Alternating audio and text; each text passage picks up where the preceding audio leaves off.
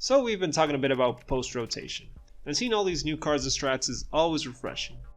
But the truth is, rotation is still 2 months away, and we've got plenty of cards to mess with.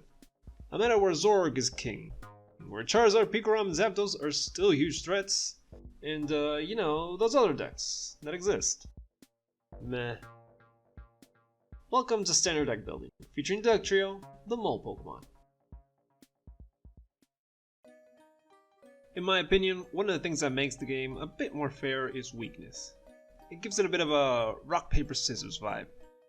If you want to beat Pikarom, you can add a fighting Pokemon to your deck, like Larvitar or Lucario GX. If you want to beat Charizard, you can put out the flames with Rotom Wash or even Slowking. And so on and so on. Weakness isn't everything though. Some decks can beat others with just hitting hard or fast. But those of us building less conventional decks should take advantage of weakness as much as possible. Let's start our deck with our main attacker, Dugtrio, a stage 1 fighting Pokemon with a deceptively strong attack. He deals 30 damage for a single energy, but adds on another 60 if you have a stadium in play. Keyword you, as in your stadium. If the opponent has a stadium up, you're not getting the bonus. With a stadium like Martial Arts Dojo, Dugtrio deals 100 damage, or 130 if you're behind in prizes. We'll also add 4 Diglets. Diglett does have an ability, but we'll be ignoring it since it doesn't really do much in this deck. Next on our list is Solrock. Yes, Solrock.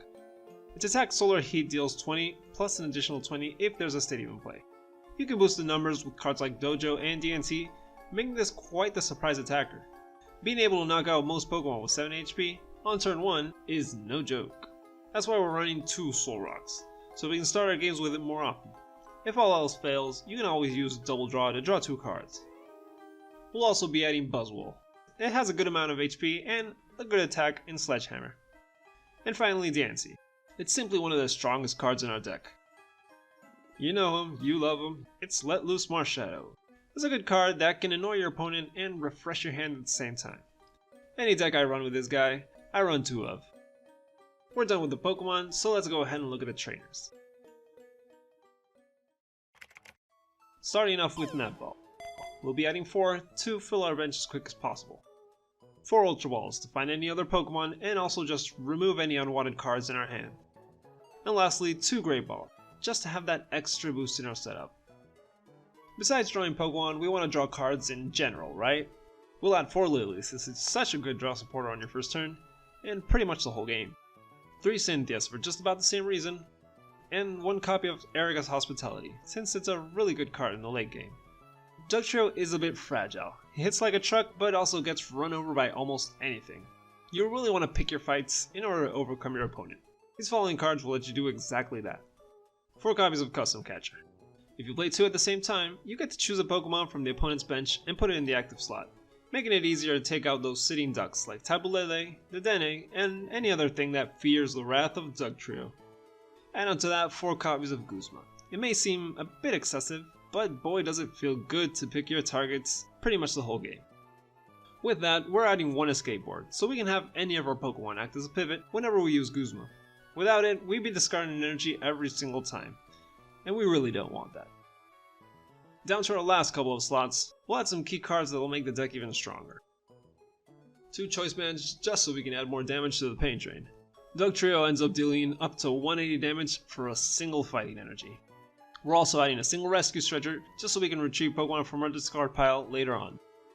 Last but not least, we need Stadiums so Dugtrio can, do its thing. 4 copies of Dojos for obvious reasons, and 1 copy of Shrine so we can have more ammo for the Stadium War. The Shrine also helps in case your opponent runs Dojo and sets it up first, and it softens up GX Pokemon on the bench, and hopefully makes you do less math. So here's our final list. The Pokemon, the trainers, and we'll be adding 10 fighting energies. Here's a few cards you can add if you feel like tweaking this deck a bit. Landers is a pretty solid attacker, and can damage the bench as well. Professor Kukui can add even more damage to your already strong attacks. Escape Rope can help you shake up the board even more. And finally, the weirdest one I've tried is Miss Magius or whatever you call it. It helps you drop in prizes and take even more advantage of Dojo. Here's a quick rundown of some common matchups. Zora decks are probably the easiest one to encounter, since you can one-shot almost anything they have.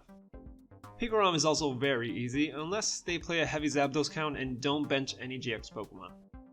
Charizard can vary depending on the build. Pretty much the more GX Pokemon they play, the easier it is for you. You have easy 2-shots on Charizard, so don't be intimidated by this strong card. Zapdos is, I think, horrible. Zapdos resists your attacks and doesn't really have issues with knocking you out or sniping your bench. And Tapu Koko GX isn't even weak to fighting. So that's all for this video. Don't forget to like, sub, all that good stuff. This is Tex from Pokedex. Goodbye.